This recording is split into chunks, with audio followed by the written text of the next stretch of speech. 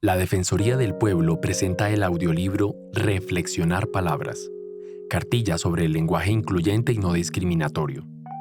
Este documento fue elaborado por la Delegada para Asuntos Constitucionales y Legales en el año 2021. Su versión en PDF puede ser consultada en el campus virtual de la Defensoría para complementar la información acá expuesta. Presentación. Reflexionar sobre lo que expresan las palabras usadas en discursos oficiales, textos, informes, campañas y demás acciones institucionales constituye una oportunidad para cuestionar y transformar ciertas prácticas de exclusión naturalizadas por las entidades públicas y la sociedad en general, las cuales tienen graves efectos en el goce y garantía de los derechos de las poblaciones históricamente discriminadas.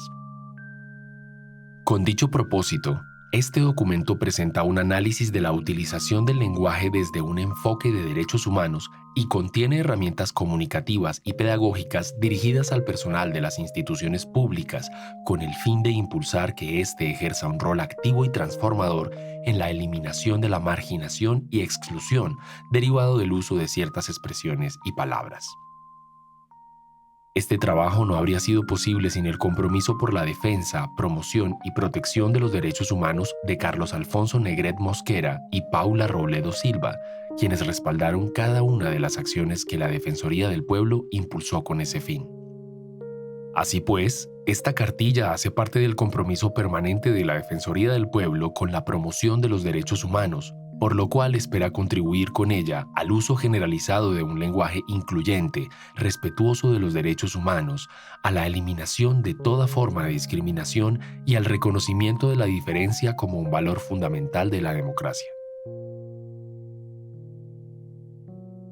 El lenguaje es un componente fundamental de la vida social. Capítulo 1. Más que palabras.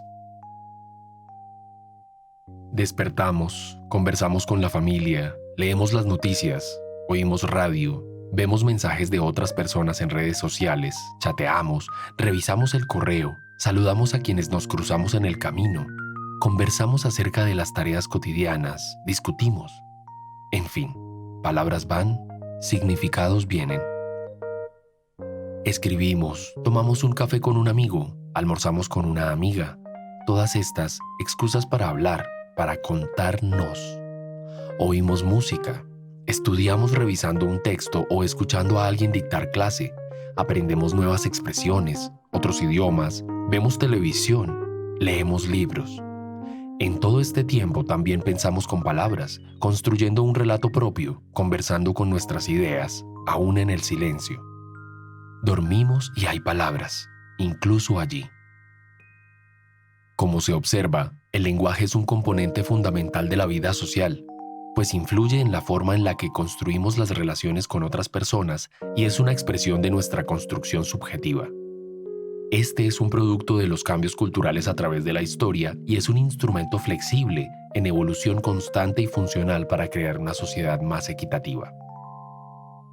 El lenguaje es un sistema de comunicación entre grupos humanos que comparten ideas sobre la realidad y las formas de vivir en sociedad, pues los códigos culturales se aprenden y transmiten a través del uso continuado de ciertas expresiones y otras formas de reafirmación de las normas sociales.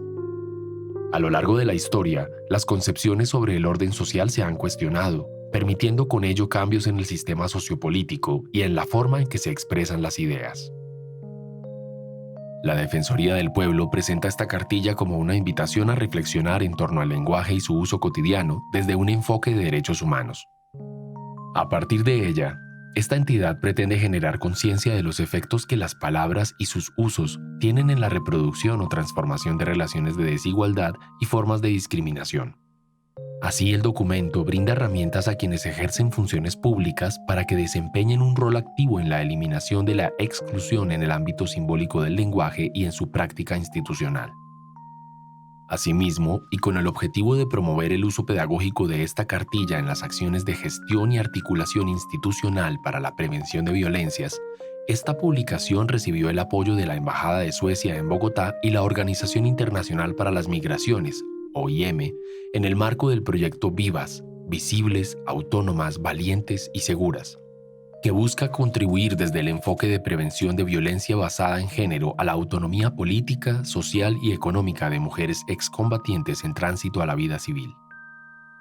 Con ese propósito, este texto está estructurado en 4 capítulos.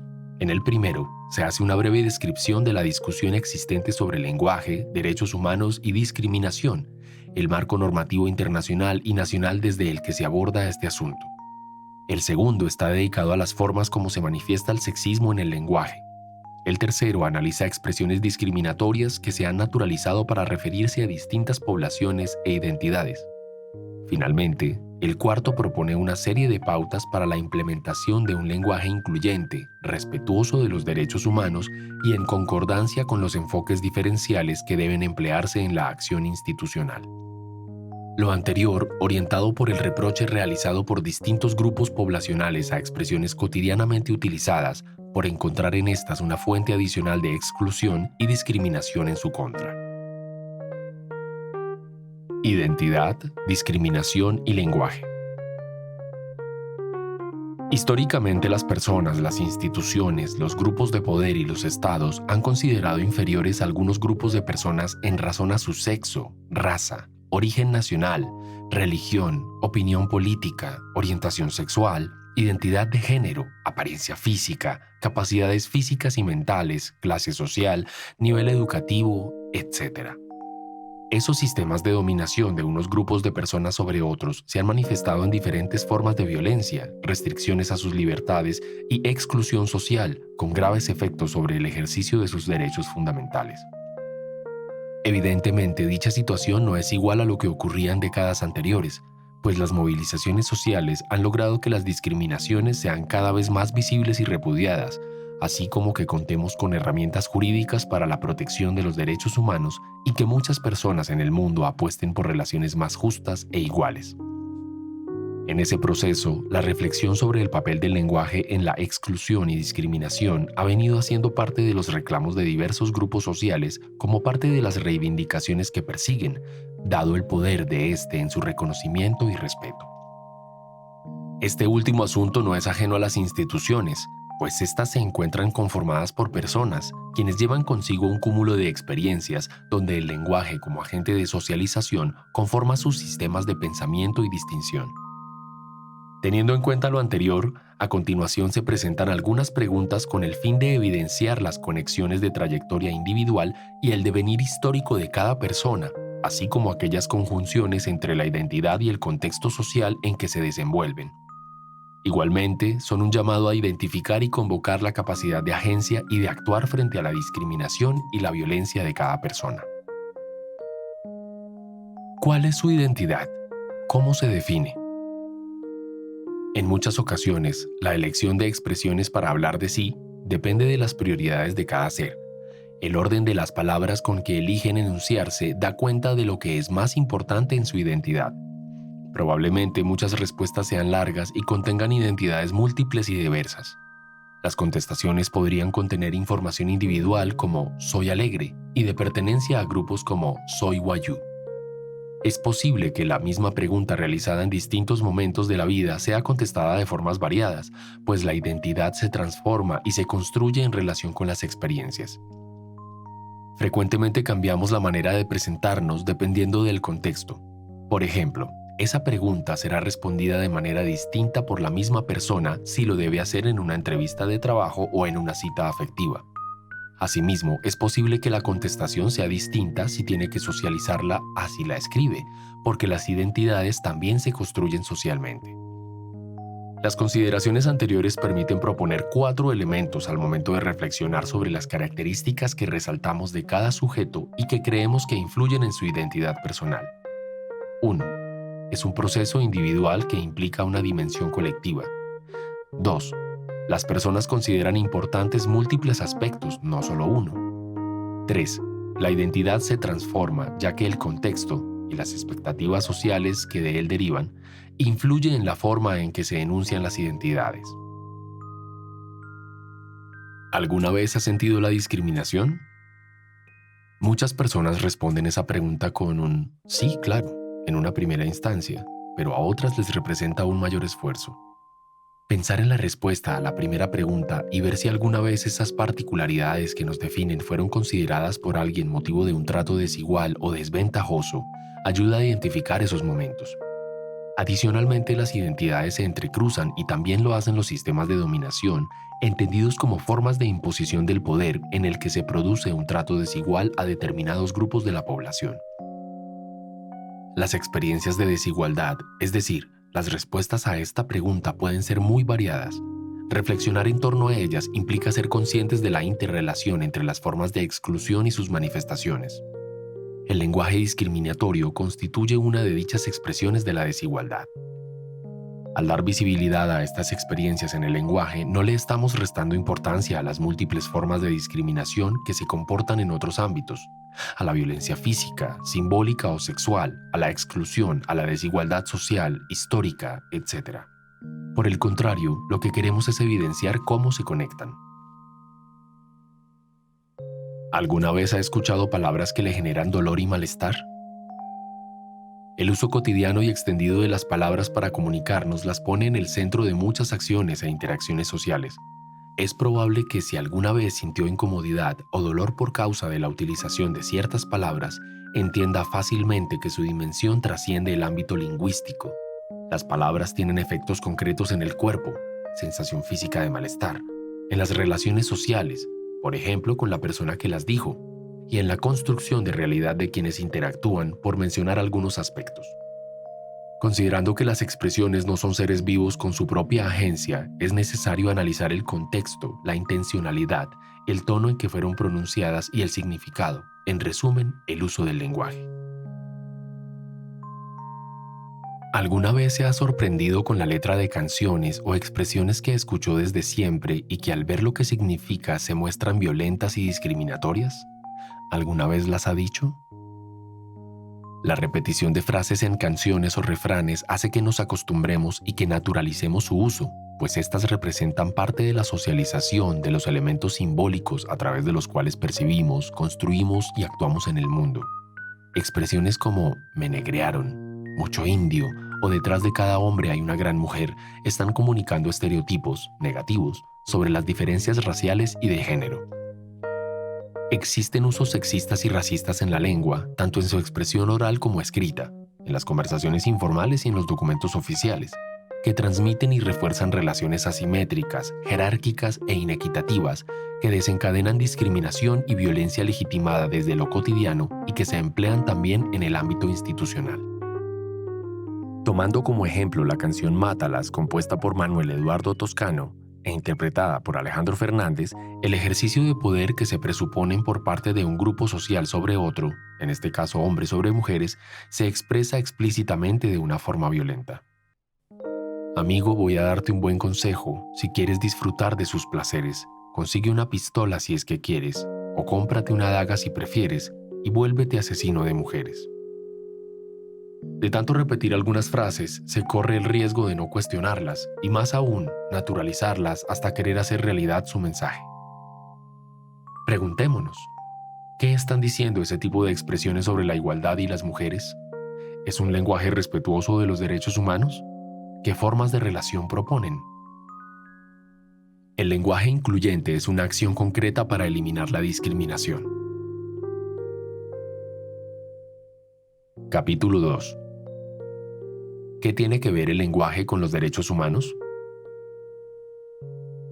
Esta cartilla propone una reflexión en torno a un lenguaje incluyente y respetuoso de los derechos humanos, entendiendo la incluyente en un sentido amplio, un lenguaje que nombre la diversidad de seres humanos de una manera cuidadosa, reconociendo poblaciones a las que tradicionalmente se les ha invisibilizado, marginado y estigmatizado, siendo por ello objeto de violencia y discriminación.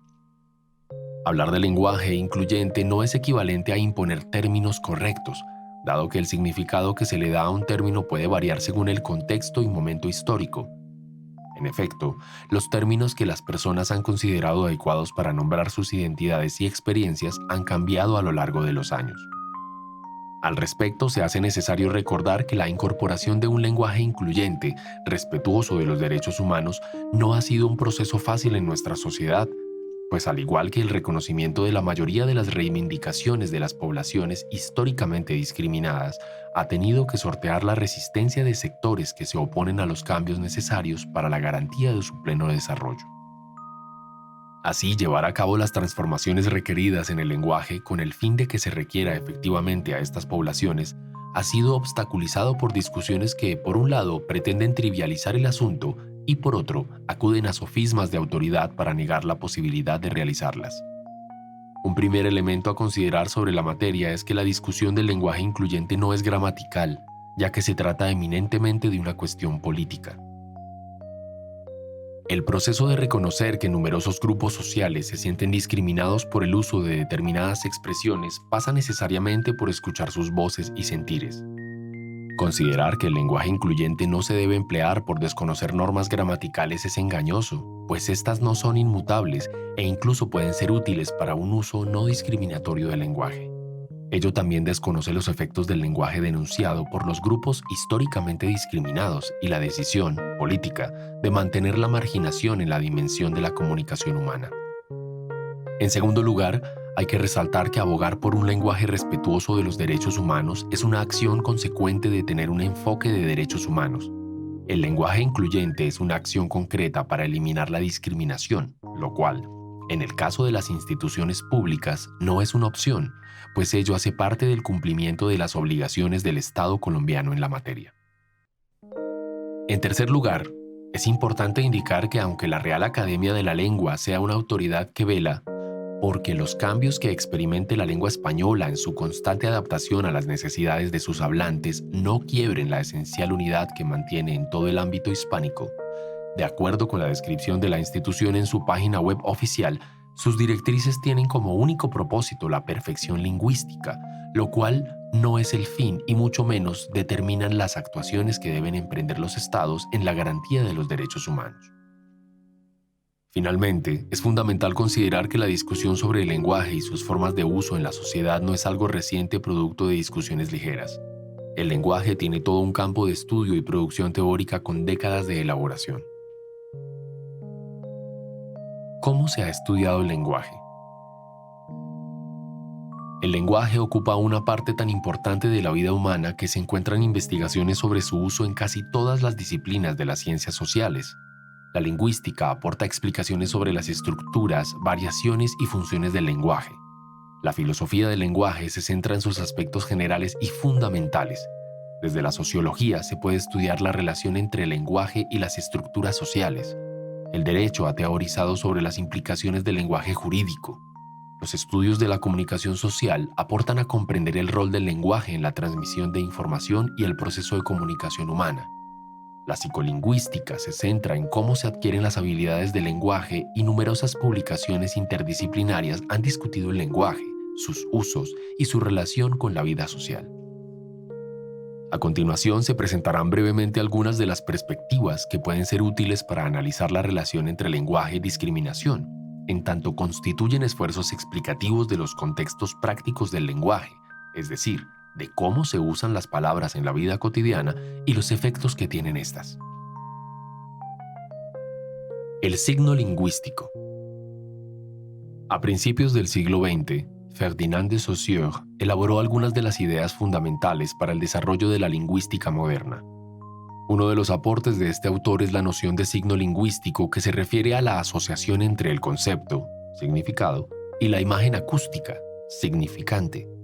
En otras palabras, se refiere a cómo el cerebro une determinada forma que reconocemos sensorialmente, oír ciertos sonidos, ver determinados caracteres, con una imagen mental o contenido abstracto. Saussure, 2002-1916, plantea que el signo lingüístico es arbitrario. Por eso varias palabras pueden significar lo mismo sin que haya una razón para asociar determinado significado con el significante. En la vida cotidiana se tiende a olvidar que la asociación es arbitraria porque está inmersa en un contexto social que nos impone esa asociación. Otro elemento que considera es la mutabilidad del signo, es decir, la posibilidad de cambio a través del tiempo, reconociendo la influencia de las fuerzas sociales en las transformaciones de la lengua. Los usos del lenguaje. A lo largo del siglo pasado, la filosofía renovó su interés por el lenguaje a punto que se popularizó la expresión giro lingüístico, Rorty, 1967, para describir el cambio en los métodos filosóficos. Uno de los teóricos más influyentes en la filosofía del lenguaje es Ludwig Wittgenstein, quien propuso dos teorías del lenguaje. 1. En Tractatus Logico-Philosophicus, primera edición en 1921, el autor presenta la relación entre lenguaje, pensamiento y mundo, utilizando la lógica para establecer relaciones entre las proposiciones, modelos de la realidad, y los hechos. Así pues, propone que a través de la lógica se determina la estructura del lenguaje que a su vez muestra la estructura de la realidad. 2. En Investigaciones Filosóficas, publicada póstumamente en 1953, plantea que el significado de las palabras es su uso en el lenguaje y que el uso depende de los juegos del lenguaje, es decir, del conjunto de reglas y acciones dadas por el contexto social en que se usan esas palabras. Otro referente obligado para hablar de estudios del lenguaje es John Austin, filósofo británico, quien propuso la teoría de los actos de habla en una serie de conferencias impartidas en 1955 en la Universidad de Harvard. Austin planteaba que hay ciertas oraciones que no tienen la función de describir una acción, sino que constituyen la acción en sí misma. A estas las llamó expresiones performativas, también traducido como realizativas. Por ejemplo, al decir yo bautizo o yo juro, se está realizando la acción al pronunciar las palabras. Austin se interesó por el uso de expresiones, la intencionalidad con la que se dicen y los efectos de estas, dependiendo del contexto. Así pues, propuso una clasificación de los actos de habla como locucionarios, que equivale a expresar cierta oración con un cierto sentido y referencia, lo que a su vez es equivalente al significado en sentido tradicional. Y locucionarios, como informar, ordenar, advertir, comprometernos, etc. Esto es, actos que tienen una cierta fuerza convencional, y perlocucionarios, los que producimos o logramos porque decimos algo, como convencer, persuadir, disuadir e incluso, digamos, sorprender o confundir. Austin, 1982, página 153. El carácter performativo del lenguaje. El filósofo francés Jacques Derrida retomó la idea de performatividad de Austin y la desarrolló. En Márgenes de la Filosofía, primera edición de 1972, Derrida argumentaba que para que un enunciado performativo sea exitoso, no solo debe haber una relación entre la intención del sujeto y el contexto, sino que los signos tienen la característica de la iterabilidad, es decir, que deben ser repetidos en distintos contextos, incluso sin la presencia de quien primero los enunció, y al iterar pueden alterarse. En conclusión, sostenía que los efectos de los enunciados suceden más allá de la intencionalidad del sujeto. La filósofa estadounidense Judith Butler mantiene el concepto de performatividad y lo aplica al análisis del lenguaje de odio. La autora explica cómo el lenguaje que heredamos y que usamos, según las convenciones sociales, recoge la historia de sus usos como consecuencia de la iterabilidad. Evidentemente, los nombres injuriosos tienen una historia que se invoca y se consolida en el momento de la enunciación, pero que no se dice de una forma explícita. No se trata simplemente de una historia de sus usos, de los contextos o de los fines con que han sido utilizados. Se trata de la forma en la que tales historias son asumidas y detenidas en el tiempo y por el tiempo. Por tanto, el nombre tiene una historicidad que puede entenderse como la historia que se ha vuelto interna al nombre para constituir el significado contemporáneo de un nombre. La sedimentación de sus usos se ha convertido en parte de ese nombre, una sedimentación que se solidifica, que le concede su fuerza. Butler, 1997, página 65.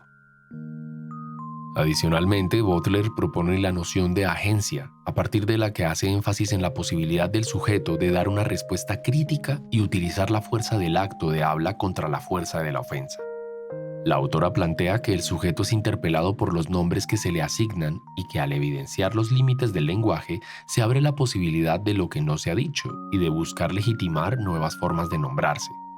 La resignificación del lenguaje requiere abrir nuevos contextos, hablando de maneras que aún no han sido legitimadas y por tanto produciendo nuevas y futuras normas de legitimación. Butler, 1997, página 73. La relación entre lenguaje y estructuras sociales. Desde la teoría social, cabe destacar la propuesta del filósofo y sociólogo Jürgen Habermas, quien elaboró la teoría de la acción comunicativa, primera edición en 1981, la cual representa una apuesta explicativa de la sociedad que incluye el análisis de las funciones del lenguaje en las relaciones interpersonales y del lenguaje como constituyente de la realidad. Habermas influyó en el desarrollo del análisis del discurso, una apuesta metodológica para el estudio sistemático del uso de la lengua en el discurso hablado.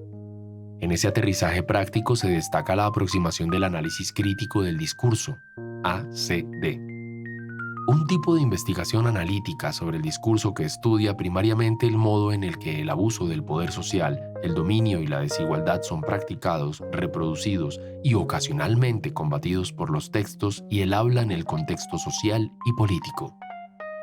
Van Dyck T. 1999, página 23. Por su parte, el lingüista Tom Van Dyck analiza la relación entre poder y discurso. A propósito de la reproducción del racismo y de otras discriminaciones, plantea que los grupos dominantes tienen control sobre lo material y sobre lo simbólico, donde se encuentran el discurso público de los medios de comunicación, la política, la escuela y otros escenarios mediante los cuales se controla la mentalidad social. El discurso es decisivo en el sistema social de dominación étnico-racial, porque puede ser una práctica discriminatoria por sí misma, pero al mismo tiempo es a través del texto y el habla que las creencias racistas son adquiridas y confirmadas. Van Dyck T. 2010, página 95. El ACD se nutre de posturas teóricas como las del sociólogo Pierre Bourdieu, que explicaba la reproducción de las relaciones sociales de dominación no solo a través de la fuerza física, sino a través de la imposición de una visión del mundo que naturaliza las relaciones de dominación. Al analizar los intercambios lingüísticos, el autor enfatiza en que se debe considerar la relación entre los discursos y sus productores, en tanto la interacción se da desde posiciones sociales consolidadas. En ese orden de ideas, cuando el discurso se produce desde una posición de poder, el lenguaje autorizado tiene un poder simbólico en la construcción de la realidad. La palabra, o affirmatiori, el refrán, el proverbio y todas las formas de expresión estereotipadas o rituales son programas de percepción y diferentes estrategias más o menos ritualizadas de la lucha simbólica diaria, de la misma manera que los grandes rituales colectivos de nominación, o más claramente aún, los enfrentamientos de visiones y previsiones de la lucha propiamente política contienen una cierta pretensión de la autoridad simbólica en tanto que poder socialmente reconocido a imponer una cierta visión del mundo social, es decir, a imponer divisiones del mundo social. En diálogo con la propuesta de Bourdieu, se encuentran otras teorías contemporáneas sobre el lenguaje y numerosas investigaciones aplicadas.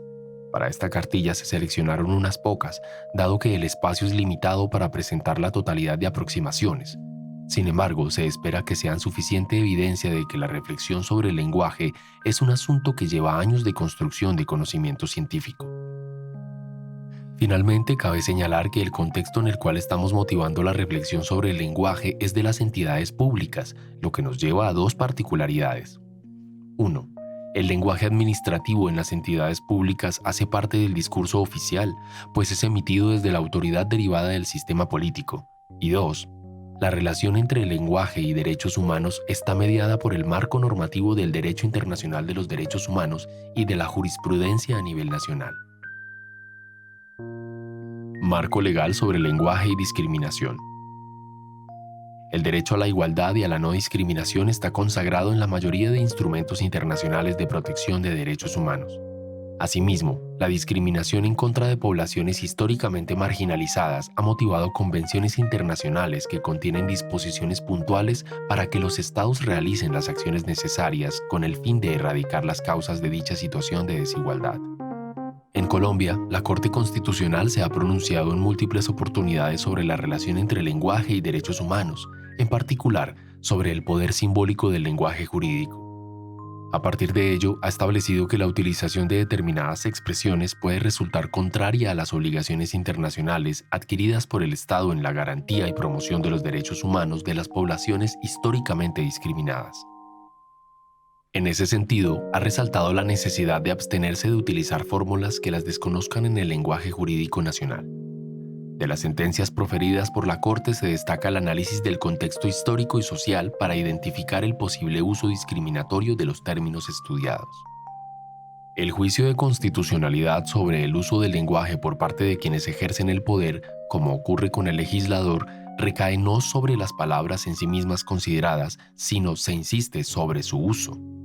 En este marco, el juicio de constitucionalidad no se limita a un simple análisis lingüístico, sino que involucra consideraciones históricas, sociológicas y de uso del idioma. Sentencia C-001 de 2018. Dentro de las expresiones que han sido demandadas por considerarlas discriminatorias y sobre las cuales la Corte ha proferido sentencia, no siempre declarando inexequibilidad, se encuentran sirvientes, comunidades negras, ancianos, furiosos locos, invalidez, minusvalía, personas salvajes, entre otras. En los capítulos siguientes se hará referencia a dicha jurisprudencia. Estándares internacionales con contenido sobre lenguaje y discriminación. En el año 1948 se hace la Declaración Universal de Derechos Humanos. Artículo 1. Todos los seres humanos nacen libres e iguales en dignidad y derechos. Artículo 7. Todos son iguales ante la ley y tienen, sin distinción, derecho a igual protección de la ley. Todos tienen derecho a igual protección contra toda discriminación que infrinja esta declaración y contra toda provocación a tal discriminación. En 1965 se realiza la Convención Internacional sobre la Eliminación de todas las formas de discriminación racial, aprobada por Colombia en la Ley 22 de 1981. Artículo 7. Los Estados partes se comprometen a tomar medidas inmediatas y eficaces, especialmente en las esferas de la enseñanza, la educación, la cultura y la información, para combatir los prejuicios que conduzcan a la discriminación racial y para promover la comprensión, la tolerancia y la amistad entre las naciones y los diversos grupos raciales o étnicos. En 1967 se hace la Declaración sobre la Eliminación de la Discriminación contra la Mujer. En 1979 se realiza la Convención sobre todas las formas de discriminación contra la mujer, CEDAW, aprobada por Colombia en la Ley 51 de 1981. Insta a los estados a modificar los patrones socioculturales de conducta de hombres y mujeres con miras a alcanzar la eliminación de los prejuicios y las prácticas consuetudinarias y de cualquier otra índole que estén basados en la idea de inferioridad o superioridad de cualquiera de los sexos o en funciones estereotipadas de hombres y mujeres. En 1989 se pacta el Convenio 169 de la Organización Internacional del Trabajo, OIT, Colombia, Ley 21 de 1991. Artículo 31. Deberán adoptarse medidas de carácter educativo, con objeto de eliminar prejuicios. Deberán hacerse esfuerzos por asegurar que los libros de historia y demás material didáctico ofrezcan una descripción equitativa, exacta e instructiva de las sociedades y culturas de los pueblos interesados. En 1994 se suscribe la Convención Interamericana para prevenir, sancionar y erradicar la violencia contra la mujer, Belém do Pará, Colombia, Ley 248 de 1995. En 1999 se realiza la Convención Interamericana para la Eliminación de todas las formas de discriminación contra las personas con discapacidad, Colombia, Ley 762 de 2002. Establece la sensibilización de la población como una de las prioridades de trabajo para los estados a través de campañas de educación encaminadas a eliminar prejuicios, estereotipos y otras actitudes que atentan contra el derecho de las personas a ser iguales.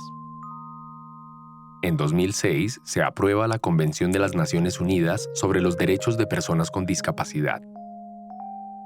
En 2008 se adopta la Declaración de las Naciones Unidas sobre los Derechos de los Pueblos Indígenas. Los pueblos indígenas tienen derecho a revitalizar, utilizar, fomentar y transmitir a las generaciones futuras sus historias, idiomas, tradiciones orales, filosofías, sistemas de escritura y literaturas, y a atribuir nombres a sus comunidades, lugares y personas y mantenerlos. En 2007 se dan a conocer los principios de Yogyakarta. Los estados adoptarán todas las medidas apropiadas, incluyendo programas de educación y capacitación para alcanzar la eliminación de actitudes y prácticas prejuiciosas o discriminatorias basadas en la idea de la inferioridad o superioridad de cualquier orientación sexual, identidad de género o expresión de género. En 2015 se aprueba la Convención Interamericana sobre la Protección de los Derechos Humanos de las Personas Mayores. Los Estados parte acuerdan, artículo 32b, impulsar acciones de divulgación, promoción de los derechos y empoderamiento de la persona mayor, así como evitar el lenguaje o imágenes estereotipadas de la vejez. La representación de lo que son y hacen las mujeres como menos importante que los hombres es un asunto cotidiano y actual. Capítulo 3. Lenguaje y sexismo. Uno de los aspectos con mayor desarrollo respecto al lenguaje y la discriminación es el sexismo. La representación de lo que son y hacen las mujeres como menos importante que los hombres es un asunto cotidiano y actual. Para ejemplificar dicho uso discriminatorio de la lengua, basta una breve revisión de titulares de prensa recientes. Padres de familia no quieren que sus hijos vuelvan a clases presenciales. Cuerpo de señorita. La foto de Marvel luciendo su figura sin cirugías con ajustado vestido. Presidente Duque y Claudia López rechazan abuso de policía contra vendedor ambulante. Foro Asturias pagó 174.000 euros a una empresa de Álvarez Cascos y su mujer. Preguntémonos, ¿los titulares tratan por igual a hombres y a mujeres? ¿Qué están expresando sobre el rol social asignado a las mujeres? ¿Encontramos expresiones parecidas en nuestras conversaciones cotidianas? Los titulares fueron tomados de noticias publicadas durante el mes de mayo de 2020. La regla de inversión. Una herramienta útil para determinar si hay igualdad en el trato entre las personas a las que se refiere en un enunciado consiste en realizar un ejercicio de inversión en el que se cambian los roles de hombres y mujeres. Así, en los titulares seleccionados, la redacción sería: Madres de familia no quieren que sus hijas vuelvan a clases presenciales.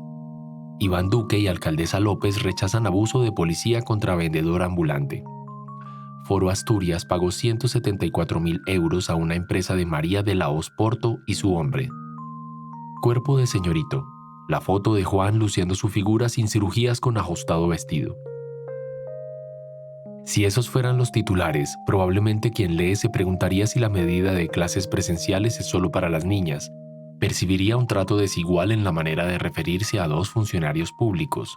Se preguntaría por qué en una empresa que poseen dos personas se nombra solo a una y también se inquietaría por saber qué es señorito. ¿Por qué suponer que no se esperan cuestionamientos del trato desigual de la primera versión y sí de la segunda redacción? Aunque los hechos noticiosos a los que hacen referencia los titulares fueron cubiertos por varios medios, ninguno tuvo la reacción similar a la del ejercicio de inversión, a partir de lo que es posible evidenciar que su uso del lenguaje constituye un trato desigual hacia las mujeres. La manera en que ocurre dicho trato desigual en los 4 enunciados es distinta y ayuda a comprender cómo opera el lenguaje discriminatorio en la práctica, relacionado con los conceptos de falso genérico y asimetría en los tratamientos.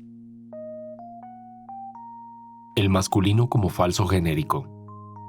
En el titular que se habla de los padres de familia, así como en las expresiones la historia del hombre, los profesores, los colombianos somos, los derechos del niño, buenos días a todos, y en general, en cualquier uso de pronombres masculinos para referirse a grupos de mujeres y hombres corresponde a una pretensión genérica que no se logra, es un falso genérico porque deja a la mitad de la humanidad excluida.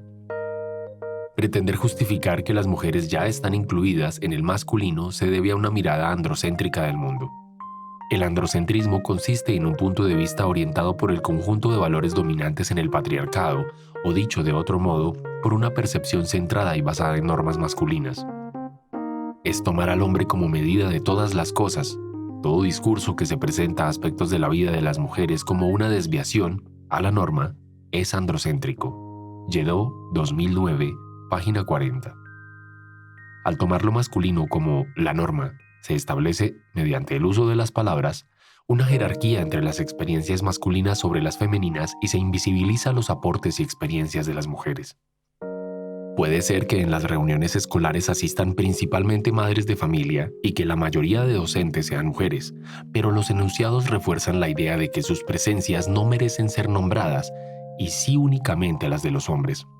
Esa mirada del mundo es androcéntrica.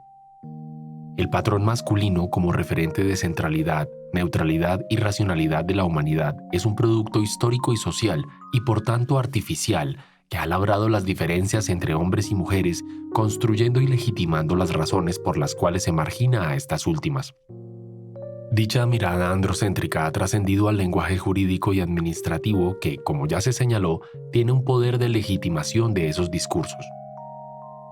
Dada la influencia que tiene tanto el lenguaje jurídico, solo una definición cuyo contenido permita visualizar lo femenino, hacer visibles a las mujeres o al menos no ocultarlas tras la fachada de un término que en su uso social solo alude a los varones, armoniza con los preceptos constitucionales y con lo dispuesto en los pactos y convenios internacionales aprobados por Colombia. Sentencia C-804 de 2006.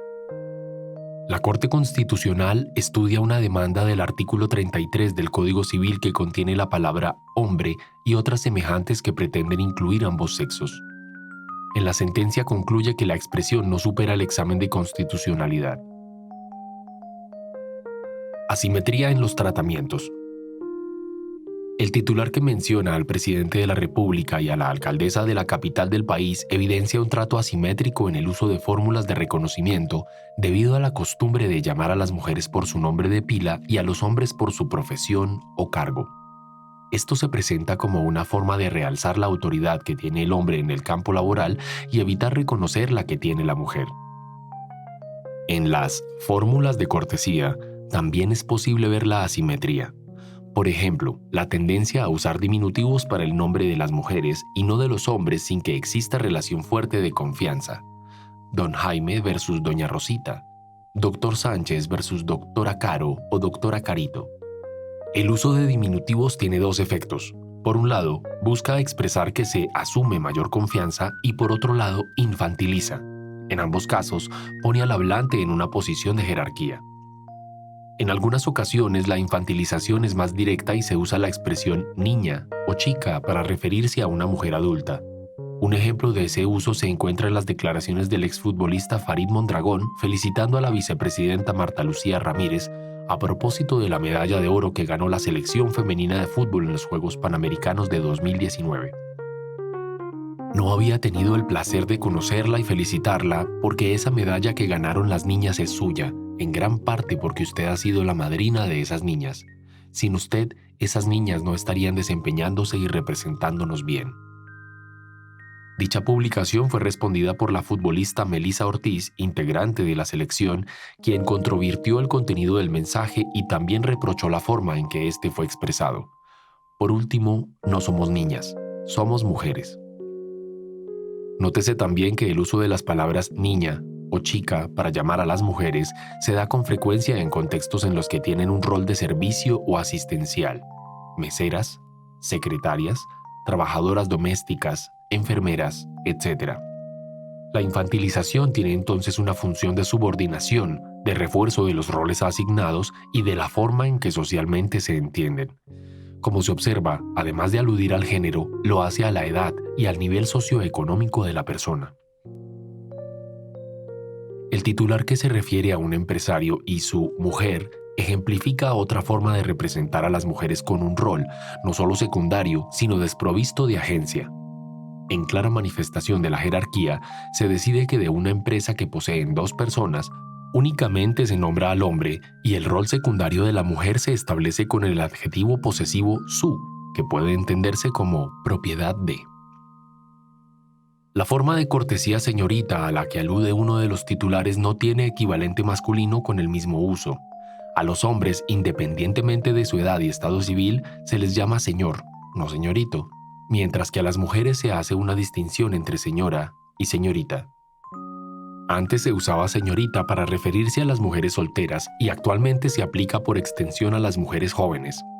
La cortesía con las mujeres está mediada entonces por establecer de antemano su relación con un hombre. Otro prejuicio frecuente, asumir que los matrimonios son heterosexuales. Y a partir de ahí se decide cómo construir la relación. La historicidad del término lleva a asociar señorita a un cuerpo joven y deseable. Así es usado en el titular incluido como ejemplo. También hace referencia a los imaginarios sobre la sexualidad de las mujeres. Por ejemplo, la expresión "ya es toda una señorita" describe el desarrollo sexual de las adolescentes en oposición a las niñas. El mandato "compórtese como señorita", que se presenta en la socialización de niñas y mujeres, también impacta en lo corpóreo.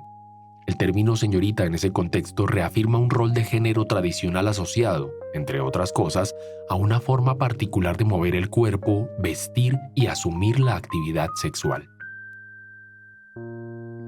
Confusión entre sexo y género gramatical. Otra herramienta importante para reflexionar sobre el lenguaje y el sexismo es la diferencia conceptual entre el sexo, género y el género gramatical. El sexo es un concepto que proviene de la biología y que clasifica a algunos seres vivos según su anatomía, genitalidad y hormonas. En el caso de los seres humanos, el conjunto de características físicas se toma como referencia para nombrar a hombres, mujeres y personas intersexuales. Sobre esa clasificación se han construido socialmente una serie de atributos, roles sociales y expectativas sobre cómo deben ser las personas según el sexo asignado, lo cual se denomina género. Un concepto distinto es el género gramatical, un rasgo inherente a determinados tipos de palabras que sirve para clasificar a los sustantivos en masculinos y femeninos y, en el caso de los adjetivos y determinantes, para establecer su concordancia. Menéndez, 2006, página 12. Todos los sustantivos poseen género gramatical, pero no todos se refieren a hombres o a mujeres. Por ejemplo, la palabra cama tiene un género gramatical femenino, sofá, uno masculino, y mar puede enunciarse como femenina o masculina. Lógicamente, también tienen género gramatical las palabras que se refieren a la experiencia humana, es decir, existen palabras, ya sean femeninas o masculinas, que son realmente genéricas en el sentido que recogen la experiencia o las características de todo el género humano, que al margen de si son femeninas o masculinas, incluyen igualmente a los dos sexos. Lledó, 2009, página 28. Por ejemplo, ser humano, de género gramatical masculino, o persona, de género gramatical femenino, no están excluyendo a ninguno de los sexos. También hay palabras en las que el género gramatical y el sexo coinciden, como las que denominan oficios: abogada, abogado, funcionario, funcionaria, investigadora, investigador, obrero, obrera. En general, en español se tiende a hacer terminaciones en A para aludir a las mujeres y en O para los hombres. La incorporación de las mujeres en el mercado laboral ha hecho que se creen neologismos para denominar a aquellas que ejercen un oficio que antes era realizado únicamente por hombres y viceversa. Sin embargo, todavía hay resistencia para nombrar en femenino algunas profesiones consideradas prestigiosas, como médica, o cargos de poder como presidenta. De igual manera, hay personas que se resisten a usar formas masculinas de ocupaciones con menos prestigio social como azafato o amo de casa.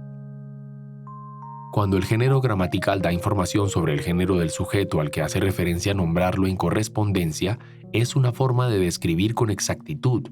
El lenguaje permite esas terminaciones. Hablar de médicos y médicas es reconocer que tanto hombres como mujeres ejercen la medicina. Por el contrario, llamar médico a una mujer que la ejerce desconoce su preferencia de ser nombrada con pronombres femeninos e invisibiliza el rol de las mujeres en el ejercicio de dicha profesión. Por ejemplo, recibo mi grado de médico, recibo mi grado de médica. Otros usos sexistas del lenguaje. Cuando hay desdoblamiento de las formas gramaticales, suele presentarse un trato desigual entre hombres y mujeres en el orden de aparición. De forma arbitraria, muchas personas anteponen la forma masculina a la femenina, por ejemplo en las expresiones niños y niñas, padres y madres, profesores y profesoras, y hombres y mujeres. En otros grupos de palabras, la forma masculina y femenina tiene conceptos distintos, aunque venga de la misma raíz léxica. A esto se le denomina duales aparentes. Por ejemplo, en los siguientes pares de palabras, en su uso descriptivo de personas, lo masculino se asocia a cualidades positivas y lo femenino a aspectos considerados negativos. Incluso pueden ser usados con la intención de ofender. Zorro, zorra, hombre público, mujer pública, gallina, gallo, bruja, brujo. Para otros conceptos, la desigualdad es tal que simplemente no existe el equivalente del otro sexo. Algunos ejemplos de vacíos léxicos son hombría, caballerosidad, arpía. Asimismo, en algunas expresiones se usa directamente la alusión a las mujeres como algo menospreciado que los hombres deben evitar. Corre como niña, no sea nena, parece una mujer. Estereotipos de género. Como ya se ha explicado, es el uso del lenguaje el que puede ser discriminatorio y no las palabras consideradas aisladamente, sin tomar en cuenta el contexto social en que se circunscriben. En la forma de nombrar a las mujeres y a los hombres se proyectan estereotipos de género, es decir, ideas generalizadas sobre atributos o características que hombres y mujeres poseen o deberían poseer, o de las funciones sociales que ambos desempeñan o deberían desempeñar. Oficina del Alto Comisionado para los Derechos Humanos, SF. Estereotipar es un proceso mental mediante el cual un conjunto de creencias generales acerca de un grupo se atribuye a cada uno de los miembros de ese grupo. Es común que esas creencias se sostengan de manera rígida y que se basen en información incompleta o errónea antes que en la experiencia personal. Y una vez que un estereotipo se forma y se transmite, muchas personas comienzan a aceptarlo como un hecho. Asaís, 2007, página 80. Hay dos estereotipos sobre las mujeres que son recurrentes y se manifiestan en el lenguaje. La idea de que las mujeres se realizan con la maternidad y la identidad como madre absorbe todas las otras. Por ejemplo, la expresión instinto materno busca transmitir una idea de que todas las mujeres están predispuestas a ser madres, y el término madres gestantes trae implícito que gestar es un equivalente a ser madre. Ambas expresiones invisibilizan que la maternidad es un constructo social que no está determinado completamente por lo biológico. Existen mujeres que no quieren ningún tipo de maternidad, madres que adoptan y mujeres gestantes que no son madres porque no desean serlo por múltiples circunstancias. La idea de que las mujeres no manejan sus emociones y son controladas por cambios hormonales. Expresiones como está regluda, está en sus días o está hormonal, para referirse al ciclo menstrual, buscan invalidar las opiniones y emociones de las mujeres, recalcando la idea de que son menos racionales que los hombres. Ese uso del lenguaje es discriminatorio contra las mujeres y parte de un argumento de naturalización falso, ya que todas las personas tienen hormonas, independientemente de su sexo, presentan testosterona o estrógenos en distintos niveles. Y los ciclos hormonales son propios del cuerpo humano, no algo exclusivo de las mujeres. Hay muchos otros estereotipos de género que se manifiestan en el lenguaje hablado, escrito y visual. Aunque el análisis de imagen no es el foco principal de esta cartilla, cabe resaltar algunos aspectos de uso discriminatorio. Imágenes hipersexualizadas, representaciones de las mujeres en el espacio doméstico y de los hombres en el espacio público, representación de subordinación de la mujer al hombre a través de gestos como miradas o la posición y altura de los cuerpos en imágenes que contienen un hombre y una mujer. Los estereotipos de género son una asignación de roles por el hecho de ser leído hombre o mujer y pueden limitar las libertades y derechos al entenderse como la única opción posible. Históricamente se ha discriminado a quienes se salen del estereotipo, llegando al uso de la violencia como castigo de la transgresión de la norma. Por ejemplo, el estereotipo de que las mujeres deben permanecer en casa, no salir en la noche y vestir de cierto modo está detrás del discurso de culpabilización a las víctimas de violencia sexual, que es leído por algunas personas como un castigo. Se lo buscó.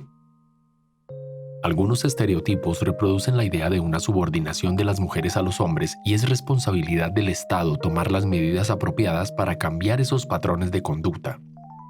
El ejercicio reflexivo al momento de construir los productos comunicacionales de las instituciones públicas es una acción necesaria para la eliminación de estereotipos discriminatorios. Preguntémonos, ¿cómo se aprenden los estereotipos? ¿Qué otras expresiones cotidianas reproducen estereotipos? ¿Qué consecuencias tiene tratar a las otras personas desde el estereotipo? Capítulo 4. Nombrar la diversidad. Dichos órdenes jerárquicos se reproducen y naturalizan a través de la familia, los escenarios educativos y los medios de comunicación, en los que el lenguaje tiene un rol clave. Las personas poseemos características particulares que nos diferencian unas de otras. Tenemos distintos cuerpos, edades, experiencias de vida, orígenes, costumbres, creencias, identidades, ocupaciones, gustos, etc. Algunos de esos rasgos distintivos han cobrado históricamente mayor importancia que otros. Notar la diferencia y reconocerla no implica necesariamente discriminar. Para ello hace falta un proceso de clasificación de grupos de personas por un conjunto de características: mujeres, niños, indígenas, ricos. Y además considerar que unas de estas son mejores que otras y por tanto unos grupos superiores y otros inferiores, legitimando relaciones de dominación. Dichos órdenes jerárquicos se reproducen y naturalizan a través de la familia, los escenarios educativos y los medios de comunicación, entre otros espacios de socialización en los que el lenguaje tiene un rol clave. En el capítulo anterior se hizo referencia a los estereotipos como una de las formas en que las ideas prejuiciosas sobre la diferencia afectan la manera en que se da un trato desigual en el lenguaje sexista y discriminatorio. En este se presentarán otras formas en las que se manifiestan las jerarquías simbólicas al momento de nombrar la diversidad de los seres humanos. Grupos de pertenencia y no pertenencia.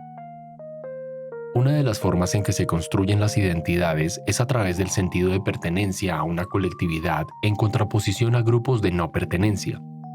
El sociólogo Zygmunt Bauman lo describe como una oposición nosotros-ellos. Nosotros representa el grupo al que pertenezco. Yo entiendo bien lo que sucede dentro de ese grupo y por ende entiendo, sé cómo actuar, me siento seguro y cómodo. El grupo es, por así decir, mi hábitat natural, el lugar en el que me gusta estar y al que regreso con sentimiento de alivio.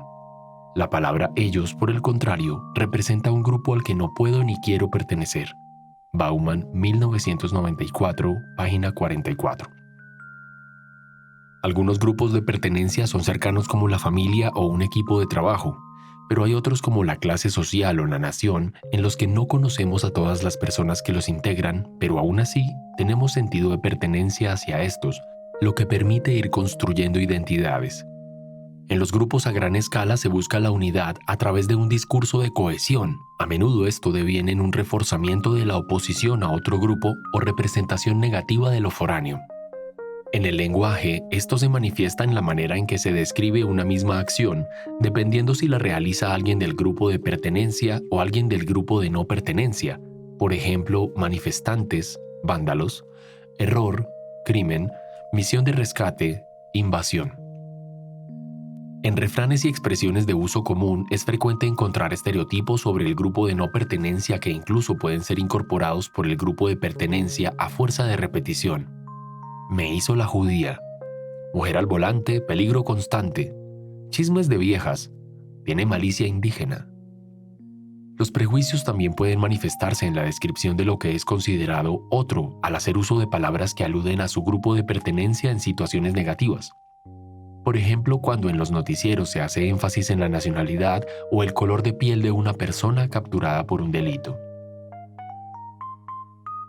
Normal, anormal.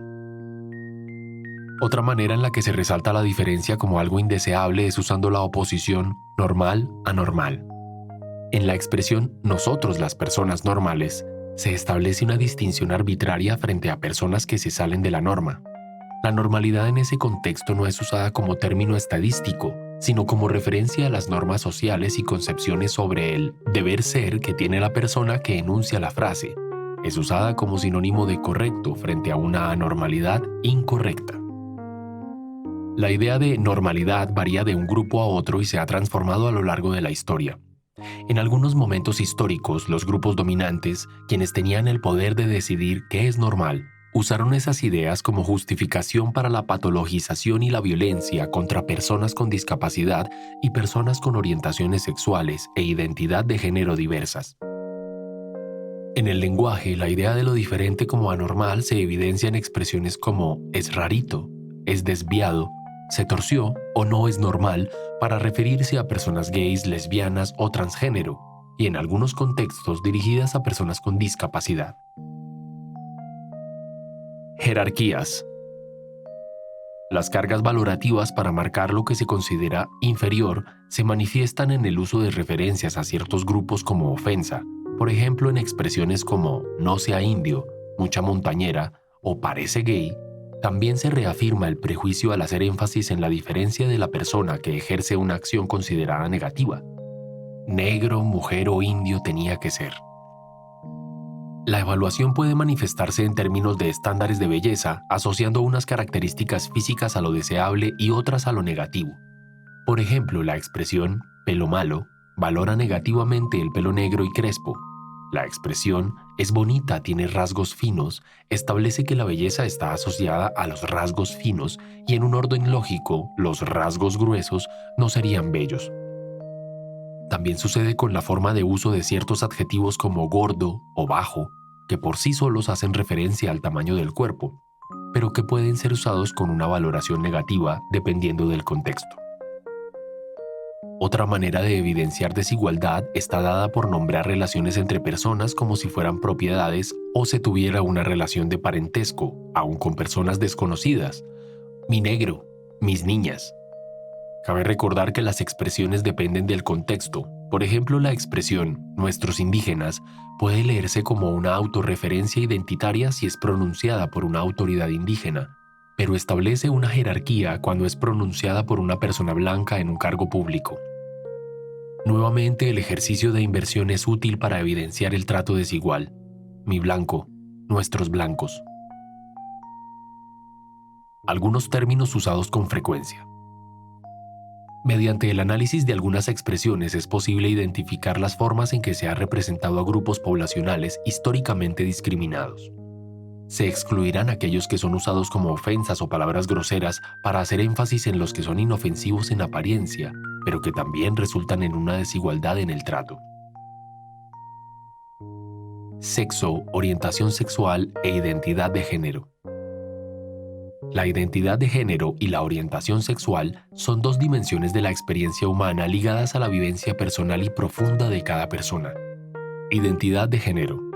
Se entiende por identidad de género la profundamente sentida experiencia interna e individual del género de cada persona, que podría corresponder o no con el sexo asignado al momento del nacimiento, incluyendo el sentido personal del cuerpo, que de tener la libertad para escogerlo, podría involucrar la modificación de la apariencia o la función corporal a través de medios médicos, quirúrgicos o de otra índole, y otras expresiones de género, incluyendo el vestido, el modo de hablar y los amaneramientos, principios de Yogyakarta.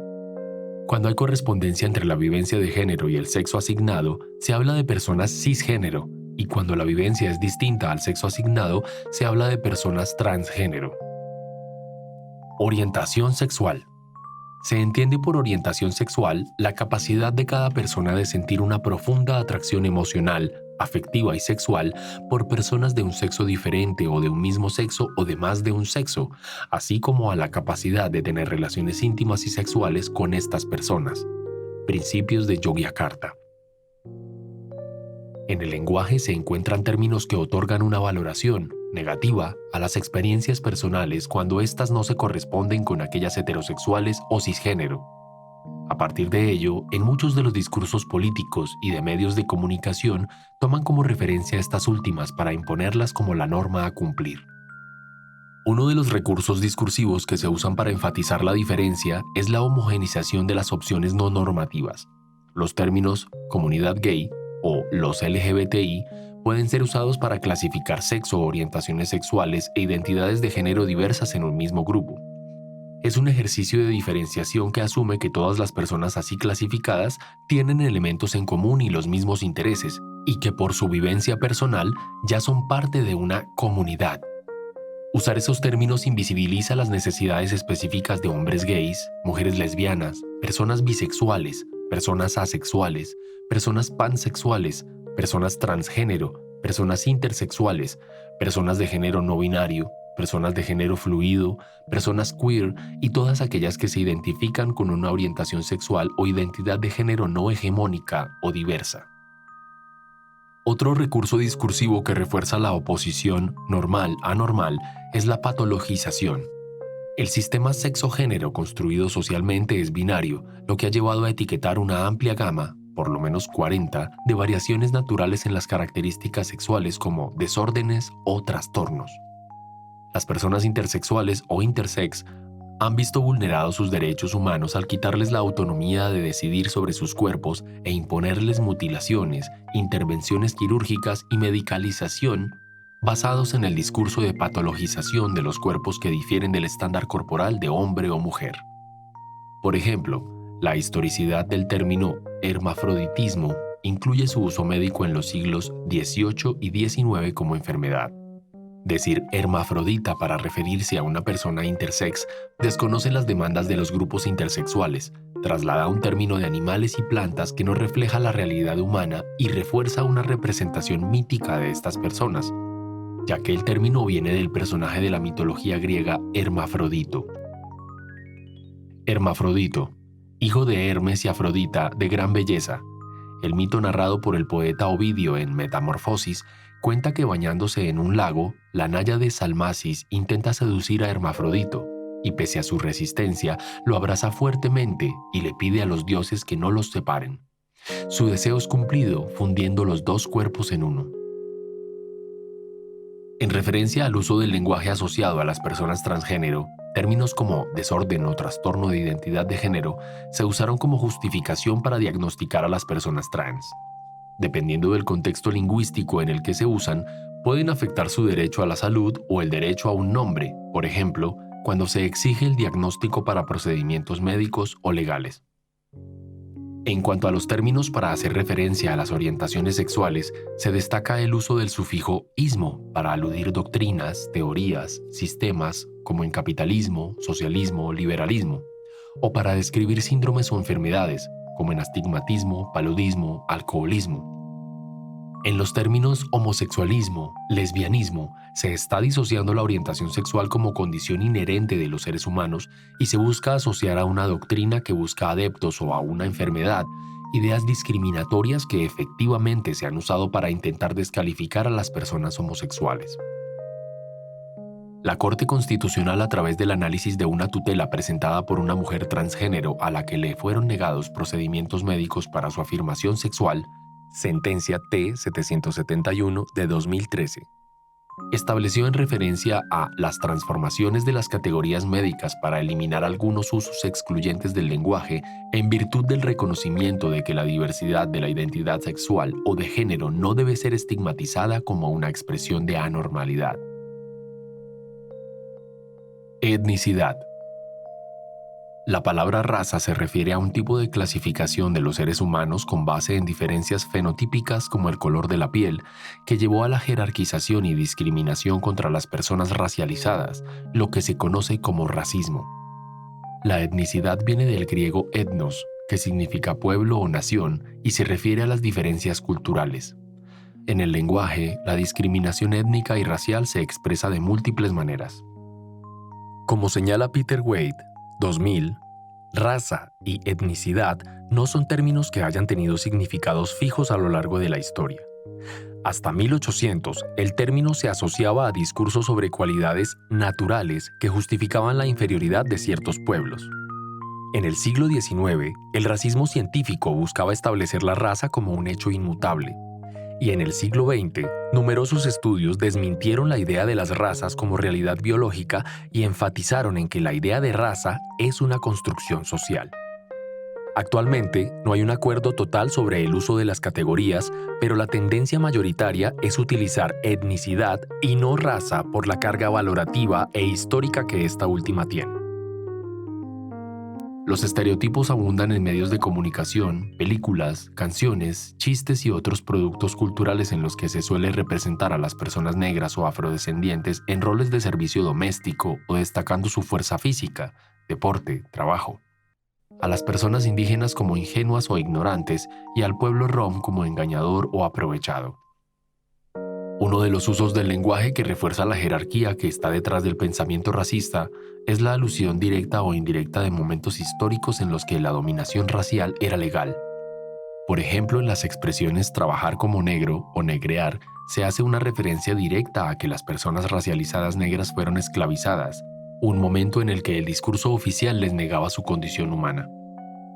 La Corte Constitucional estudió una tutela interpuesta por un estudiante universitario que recibió un trato discriminatorio en el espacio académico cuando un profesor utiliza en un ejemplo: eso es un trato negrero, como un esclavo al que su amo debe darle latigazos para que trabaje.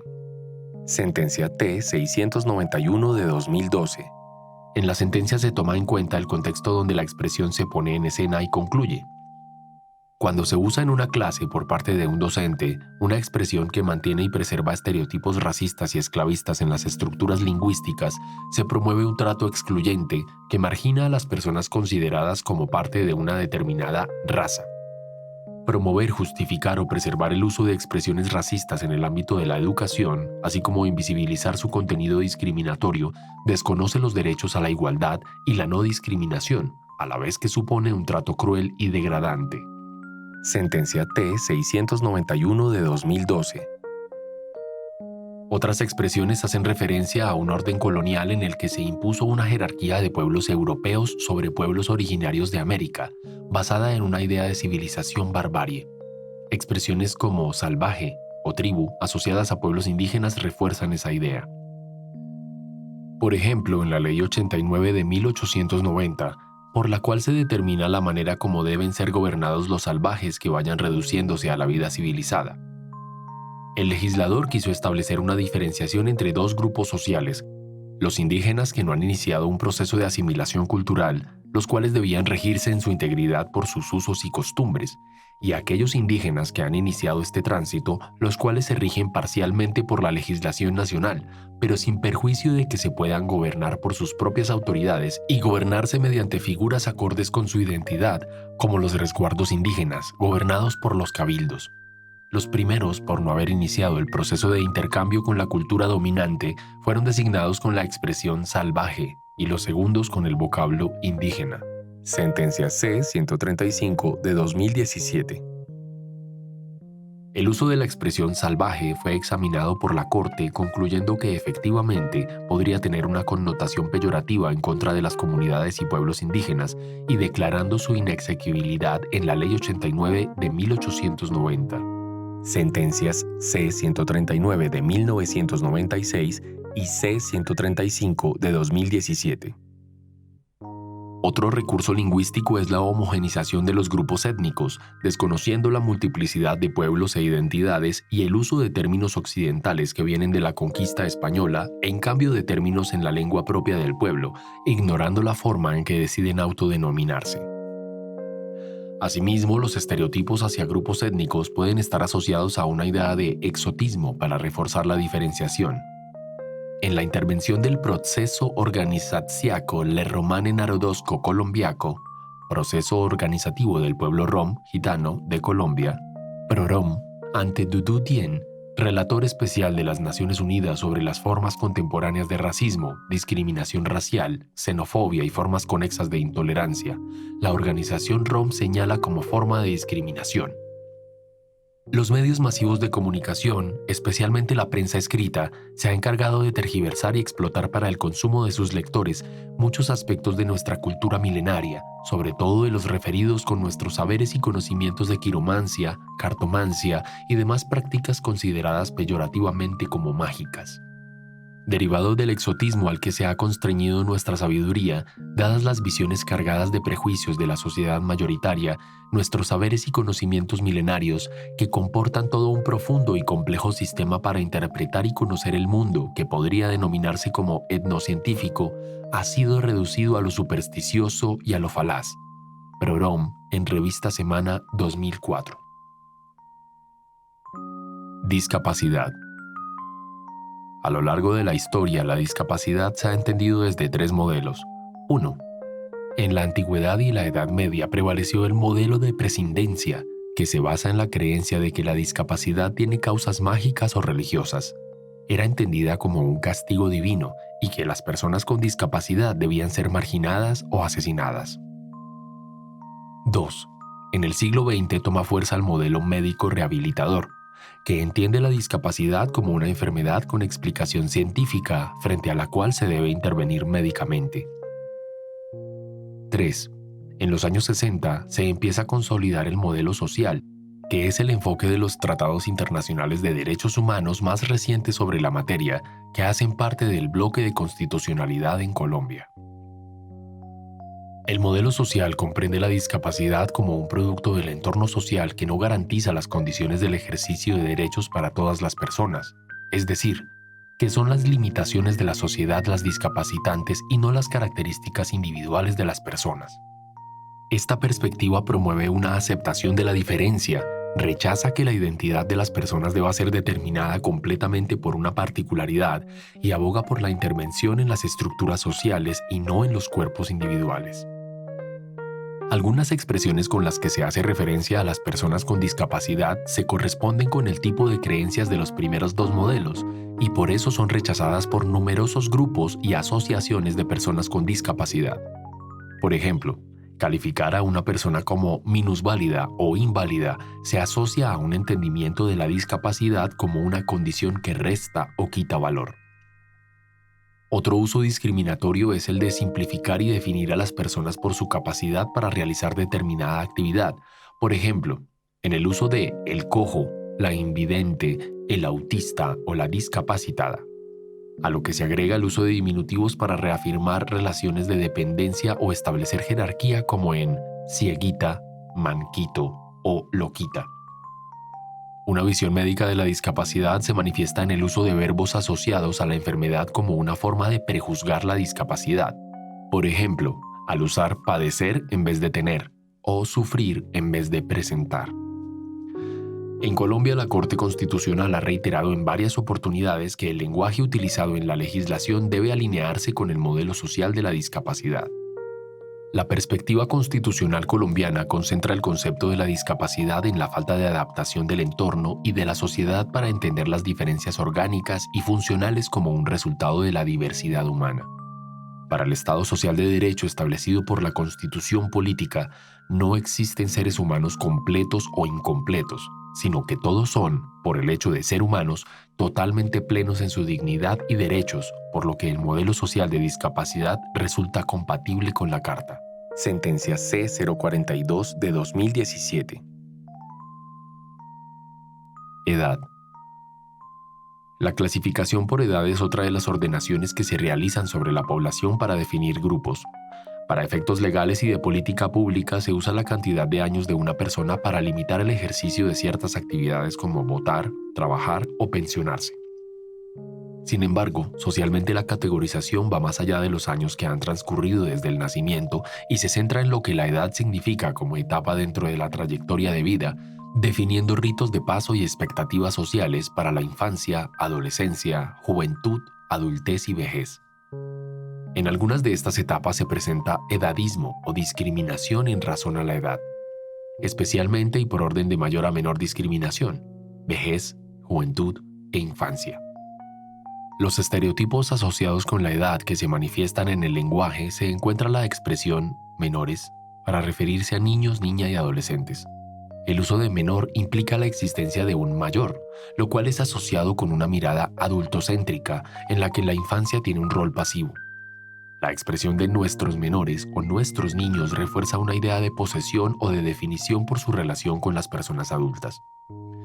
Hacia la adolescencia, el juicio valorativo a menudo se manifiesta con la idea de que las opiniones, sentires y elecciones estéticas, de ropa, apariencia, jergas, música, etc., son cosas de la edad, es decir, que corresponden a un momento efímero que tiene menos credibilidad que las que se hacen en la edad adulta. Las percepciones estereotipadas de la juventud se manifiestan en expresiones como «los jóvenes son unos vagos, ni estudian ni trabajan» o «los jóvenes no se interesan por lo público». También es frecuente la asociación entre juventud e inexperiencia o falta de conocimiento que puede llevar discriminación en ámbitos laborales. En cuanto a la vejez, expresiones como antiedad o combate el envejecimiento, frecuentemente usadas para la venta de productos cosméticos, refuerzan la idea de que la vejez es negativa y debe ocultarse. En algunas ocasiones, la carga valorativa se traslada a la representación de la vejez como una etapa improductiva o de deterioro. El periodista Daniel Samper se manifiesta contra esta escala de valores a propósito de la estricta cuarentena de 3 meses para las personas mayores de 70 años decretada por el gobierno colombiano en medio de la emergencia por coronavirus de 2020. Las páginas del DANE representan a los niños con 2 muñequitos radiantes, a los adultos menores con una pareja fuerte y esbelta, y a los mayores con 2 viejecitos jorobados que se apoyan en un bastón. Así nos ven y así nos tratan. ¿No ha pensado nuestro gobierno que es posible tener más de 70 años y ser sano, activo, productivo y de buen ver? ¿A qué científicos llamó Duque al estallar la pandemia? A Manuel Elkin Patarroyo, 73 años, y Rodolfo Ginás, 85. Samper Pisano, 2020. Nuevamente se puede ver la reafirmación de la jerarquía en el uso de diminutivos para referirse a las personas mayores, como en las expresiones viejito o ancianita. Otra forma común de llamar a las personas mayores es abuelitos o abuelitas, lo que ignora el hecho de que no todas las personas optan por la maternidad o la paternidad. Dicha expresión fue usada en 2020 en alocuciones presidenciales y espacios institucionales al momento de explicar las medidas impuestas a este grupo de edad. Varias personalidades públicas manifestaron su molestia con esa forma de tratamiento y con las medidas adoptadas, al sentir que no hay igualdad en el trato y en el respeto de los derechos y decisiones frente a otros grupos de la población. La escritora Florence Thomas hace énfasis en el uso del diminutivo y reivindica su rol activo. Además, hubo una especie de infantilización, nos sentimos discriminados completamente, como con la casa por cárcel, como un arresto domiciliario. Y además tratándonos de abuelitos. Yo sí tengo un nieto, soy abuela, pero nunca seré abuelita. Soy una abuela, una vieja pensante, activa, en forma, que quiere caminar todos los días, porque si no, me voy a deteriorar. La revolución de las canas. Video, semana 2020. Por otra parte, el término nuestros abuelitos, comúnmente usado en espacios institucionales, no reconoce la autonomía de las personas mayores como valor clave de su dignidad humana. Otras expresiones infantilizan y asocian la vejez a la fragilidad y a una condición negativa en el ciclo de vida, por lo que son discriminatorias. Por ejemplo, aquellas que sugieren que las personas mayores son como niños o que regresan a la infancia. Clase social y condiciones económicas. Algunas palabras revelan la valoración social que se le da a tener dinero, poder o posición de clase, como en las expresiones es de pobres o es ñero, con una carga valorativa negativa.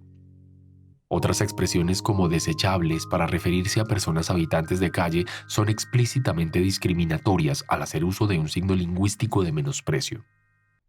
La Corte Constitucional menciona las implicaciones de ese término en relación con los derechos humanos.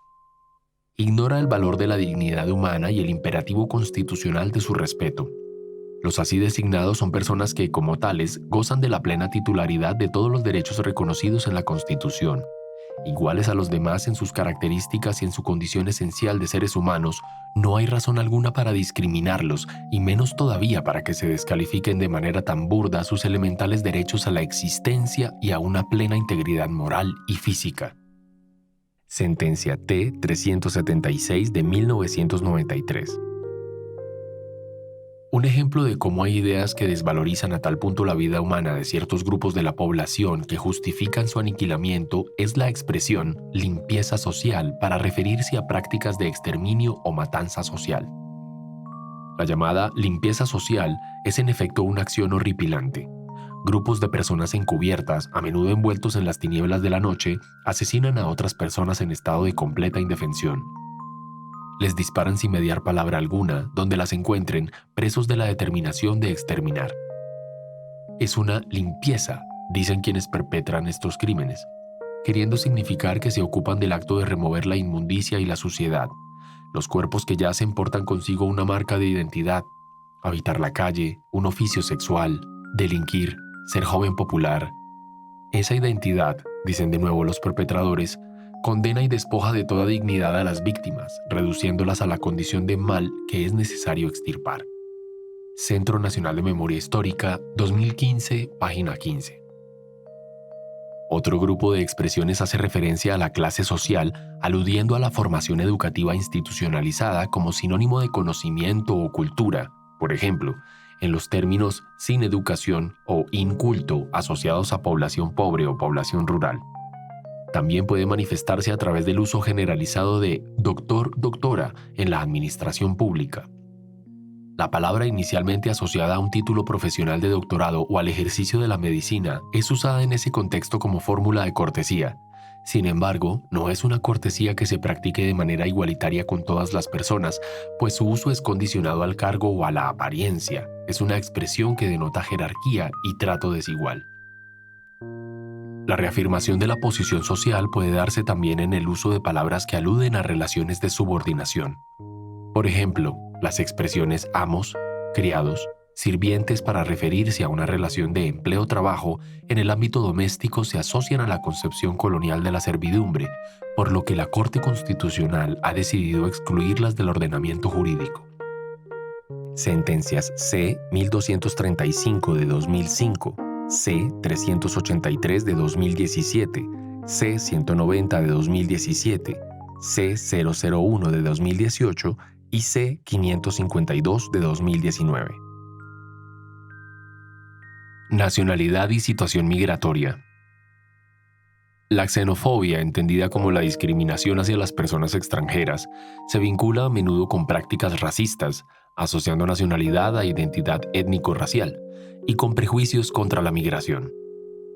Ya mencionamos el rol de la construcción de grupos de no pertenencia y su expresión en el discurso a través de asociaciones negativas a lo externo, por ejemplo, haciendo énfasis en la nacionalidad al reportar posibles delitos.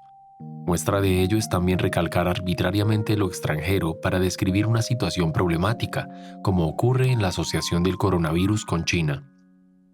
Al respecto, Tendayi Achiume, relatora especial sobre las formas contemporáneas de racismo, discriminación racial, xenofobia y formas conexas de intolerancia, señala: es desalentador ver que autoridades, incluido el presidente de los Estados Unidos, adoptan nombres alternativos para el coronavirus COVID-19. En lugar de utilizar el nombre internacionalmente reconocido del virus, estas autoridades han adoptado nombres con referencias geográficas, que generalmente se refieren a su aparición en China. Esa irresponsable y discriminatoria retórica estatal no es un problema menor. Como señaló la Organización Mundial de la Salud en 2015, los nombres de enfermedades realmente importan a las personas directamente afectadas. Ciertos nombres de enfermedades provocan una reacción violenta contra miembros de comunidades religiosas o étnicas particulares. Esto puede tener graves consecuencias para la vida de las personas y sus medios de subsistencia. Oficina del Alto Comisionado de las Naciones Unidas para los Derechos Humanos, nota de prensa 2020. En Colombia, la xenofobia actualmente más visible es contra la población venezolana. Los discursos antimigratorios se manifiestan en el lenguaje a través de palabras como invasión, amenaza o problema. También ha sido motivo de rechazo el uso de la expresión veneco, veneca, que es percibido como peyorativo. Por ejemplo, así lo consideró el gobierno venezolano cuando en 2017 el entonces vicepresidente Germán Vargas Lleras utilizó la expresión en un acto público de entrega de casas. Son para población desplazada pero que viva en Tibú, norte de Santander. No vayan a dejar meter aquí a los venecos. Por nada del mundo, esto no es para los venecos. A través de un comunicado, la Cancillería venezolana reaccionó a las declaraciones del vicepresidente afirmando que se trató de una postura de odio, discriminación e intolerancia. NoticiasRCN.com 2017. Otra expresión con connotaciones negativas es migrante ilegal, que al poner el adjetivo ilegal a migrante como nombre puede dar a entender que la persona es calificada como ilegal. La situación migratoria, regular o irregular, de una persona nada tiene que ver con declarar ilegal su existencia. Términos asociados al conflicto armado y a delitos específicos. En el contexto colombiano se ha vuelto común el uso de conceptos asociados al derecho internacional humanitario, que si no se remiten a la definición normativa, pueden dar lugar a malentendidos e inexactitudes derivadas del uso del lenguaje. Por ejemplo, cuando se habla de niños, niñas y adolescentes que pertenecieron a grupos armados, el término a utilizar debería ser desvinculados y no reinsertados o desmovilizados, u otros términos que se aplican a las personas adultas, ya que la legislación colombiana entiende que fueron víctimas de reclutamiento y que el Estado tiene un deber de garantía de derechos frente a la vulnerabilidad de las personas menores de 18 años en contextos de conflicto armado. Un caso similar es el uso de la expresión prostitución infantil, que pone la responsabilidad en las víctimas y no en quienes las explotan. La expresión adecuada es explotación sexual comercial de niños, niñas y adolescentes, delito tipificado de esa manera en el Código Penal colombiano. Asimismo, los medios de comunicación acuñaron el término falsos positivos para aludir al asesinato de personas por parte de agentes estatales que las hacen pasar por miembros de grupos armados ilegales. De este modo, usan un término de la jerga castrense para describir una práctica que corresponde a ejecuciones extrajudiciales. Sobre las categorías asociadas a las personas víctimas, más allá de la categoría legal, las organizaciones han planteado ciertas reflexiones. Por ejemplo, algunas mujeres víctimas de violencia basada en género en el contexto del conflicto armado reivindican ser llamadas sobrevivientes de hechos de violencia sexual y no víctimas, sin que esto signifique perder los derechos jurídicamente existentes. Condiciones de salud y enfermedades. En el lenguaje referido al ámbito de la salud, también encontramos cargas valorativas frente a algunas enfermedades o condiciones de salud. Por ejemplo, se evita hablar de la salud mental y se asocia un diagnóstico de trastorno mental a un motivo de vergüenza. La estigmatización también se da en torno al VIH y SIDA. Por ejemplo, en el uso de expresiones como contagiar de SIDA contribuyen a la desinformación, pues el SIDA es un conjunto de condiciones, síndrome de inmunodeficiencia adquirida, que ocurre en etapa avanzada de infección por el virus de inmunodeficiencia humana, VIH, por tanto no es posible contagiar de SIDA. Otras como víctimas, pacientes, enfermos, usadas por fuera del contexto médico refuerzan la idea de una identidad ligada al virus que encasilla a las personas que viven con VIH. La Corte Constitucional ha reiterado que las personas que viven con VIH son sujetos de especial protección tanto en el orden constitucional interno como en el plano internacional y que el Estado debe defender su dignidad y evitar que sean objeto de discriminación. Sentencia T-671 de 2016 y Sentencia T-426 de 2017.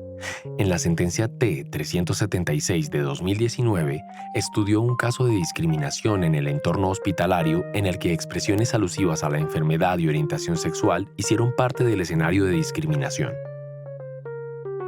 Otro tema relacionado con la salud como derecho humano es utilizar palabras propias del ámbito comercial como enfermedad de alto costo o clientes, dando relevancia a la mediación del dinero y no a la garantía del derecho a la salud. Otros términos. Los esquemas jerárquicos son múltiples y se intersectan por lo que es imposible abarcarlos todos. Otras categorizaciones se dan por la idea de familia, religión y espiritualidad, ideas políticas, ocupaciones y oficios, lugar de habitación, rural-urbano, estado civil, apariencia, antecedentes judiciales, entre otras.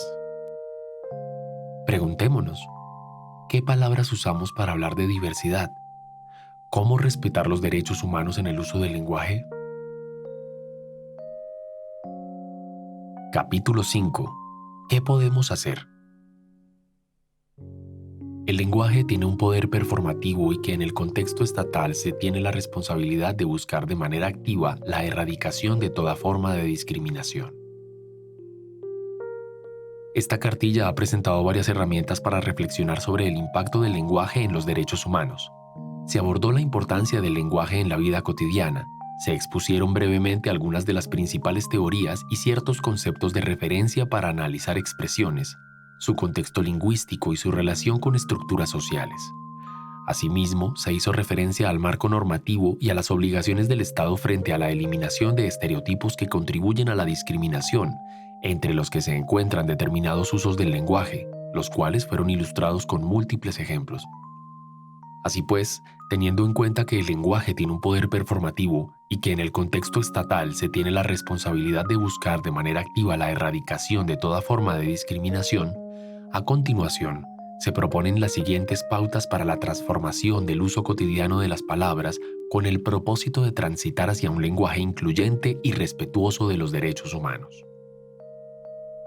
Escuchar las reflexiones en torno al lenguaje de los grupos históricamente discriminados y respetar las formas en que prefieren ser llamados de acuerdo con su experiencia de discriminación y con su propia construcción identitaria. Recordar y reconocer que el lenguaje es una construcción social que cambia continuamente y, por tanto, el uso de un lenguaje no discriminatorio es un compromiso político y social con los derechos humanos que va más allá de las instituciones que regulan los usos gramaticales. Reflexionar y analizar las expresiones que usamos cotidianamente y que hemos naturalizado. Para este fin, el ejercicio de inversión es útil porque permite examinar si una expresión otorga un trato desigual a un grupo específico. También posibilita identificar si la expresión tiene relación con estereotipos o prejuicios y, a partir de ello, establecer si responde a jerarquías que se usan para justificar tratos discriminatorios. Para no reproducir expresiones discriminatorias, es importante analizar las palabras en el contexto en el que se emplean, pues no en el lenguaje aisladamente, sino su uso el que puede generar o naturalizar la discriminación. Hacer énfasis en la dignidad humana y no en determinada característica de la persona para definirla. En el lenguaje se puede usar la palabra persona, personas, como una manera de resaltar el hecho de que somos seres humanos y es lo que tenemos en común. Las diferencias particulares acompañan la palabra persona porque distinguen, pero son secundarias. La palabra persona tiene la ventaja adicional de que no tiene marcación de género. Por ejemplo, personas con discapacidad, personas mayores, personas transgénero. Dar un trato igualitario a todas las personas con las que nos relacionamos en lo cotidiano. Un recurso del lenguaje para ello es usar el nombre de cada una. Por ejemplo, en cambio de marcar jerarquía con el uso de doctor, doctora para unas personas y no para otras, usar señor, señora para todas o llamar a las personas por su nombre. Para utilizar un lenguaje no sexista se sugieren las siguientes herramientas. Usar formas genéricas o neutras. Los ciudadanos, la ciudadanía. El hombre, el ser humano. Los niños, la infancia o la niñez. El administrador, la administración. El director, la dirección. Los campesinos, el campesinado. Omitir determinantes de género. Pueden aplicar al encargo los profesionales de planta. Pueden aplicar al encargo profesionales de planta. El foro de los estudiantes. El foro de estudiantes. Nosotros queremos la paz. Queremos la paz. Usar el se pasivo para desenfatizar el agente de la oración. El juez decidirá. Se decidirá judicialmente. Los aplicantes deben enviar el formulario.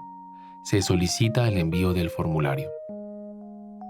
Nombrar a hombres y mujeres mediante el uso de sustantivos o artículos y alternar los géneros en el orden de aparición.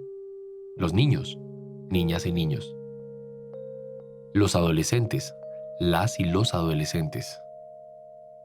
Todos, todos y todas. Los profesores, las profesoras y los profesores. Los defensores, las defensoras y los defensores. En comunicaciones abiertas o documentos para personas usuarias de un servicio, asegurarse de que incluya a mujeres y hombres. Por ejemplo, al momento de redactar la correspondencia, si no se sabe a quién va dirigido, se puede utilizar el genérico abstracto. Secretaría, coordinación, grupo de trabajo o director, directora, servidor, servidora, ciudadana, ciudadano, niñas y niños. En formularios, firma del demandante, firma de quien demanda, señor, señora, nombre. Domiciliado en, domicilio. Interesado, persona interesada. Usar la forma femenina de cargos, profesiones y ocupaciones, por ejemplo, en documentos que hacen referencia a mujeres o en comunicaciones cuando la destinataria es de género femenino. Delegada, directora, presidenta, médica, abogada, defensora de derechos humanos, trabajadora, escritora, ingeniera, etc. Nombrar y celebrar la diversidad como un valor de la democracia y un aspecto inherente a los seres humanos. Cuando se habla en singular de un grupo diverso, por ejemplo, al referirse a la mujer para hablar de la totalidad de las mujeres, se simplifican y reducen la multiplicidad de identidades de ese grupo humano. Se puede visibilizar que hay diversidad en las experiencias de vida e identidades, aún en personas que comparten una característica usando el plural. La mujer, las mujeres. El joven, las y los jóvenes. Cuestionar los prejuicios y estereotipos a través de representaciones igualitarias en la comunicación visual. Por ejemplo, incluir imágenes de mujeres en roles tradicionalmente asociados a los hombres y viceversa, y representar la diversidad étnica, sexual, de género, funcional, etc., en todas las comunicaciones y no solo en las dirigidas a grupos específicos. Nombrar los grupos históricamente discriminados desde un enfoque de derechos humanos, considerando las convenciones internacionales sobre discriminación, la normatividad interna para su protección y las discusiones sobre la categorización de la diversidad. Se sugiere utilizar población, comunidad o persona, negra, afrocolombiana o afrodescendiente, raizal, palenquera, indígena, gitana, rom, de acuerdo con la manera como se autorreconozca cada persona. Grupos étnicos, grupos indígenas, y si se refiere a un pueblo en particular, nombrarlo así: pueblo. Personas, población o ciudadanía con discapacidad, personas sin discapacidad. Al nombrar el tipo de discapacidad, usar la palabra persona, por ejemplo, persona sorda, persona con discapacidad física. Niños, niñas, adolescentes, jóvenes, personas adultas, personas mayores. Personas con orientaciones sexuales e identidades de género diversas, personas LGBTI, mujer lesbiana, hombre gay, persona, mujer, hombre bisexual, mujer, hombre, persona transgénero, persona intersexual. Persona o población migrante, refugiada, solicitante de asilo, en movilidad humana, con necesidad de protección internacional, población extranjera, dependiendo del contexto de uso. Personas víctimas del conflicto armado. Personas habitantes de calle. Personas que viven con VIH. Personas privadas de la libertad. La discusión sobre la discriminación y lenguaje evoluciona con el transcurso de los acontecimientos y el surgimiento de nuevas realidades, identidades y experiencias. Los términos arriba planteados son fruto de debates internacionales, investigaciones académicas e instrumentos jurídicos. Algunos pueden ser nuevos con el habla cotidiana. Cuando se introducen términos novedosos, es posible que al principio haya resistencia. Sin embargo, a medida que se generaliza su uso, entendiendo el sentido e impacto de las palabras en su contexto lingüístico, dicho rechazo se transforma en apropiación y esta, a su vez, en reconocimiento. No hay una sola forma de hacer un uso incluyente y respetuoso de los derechos humanos. Las herramientas planteadas proponen alternativas. Seguramente surgirán otras al ampliar la reflexión y continuar la conversación. La invitación sigue abierta.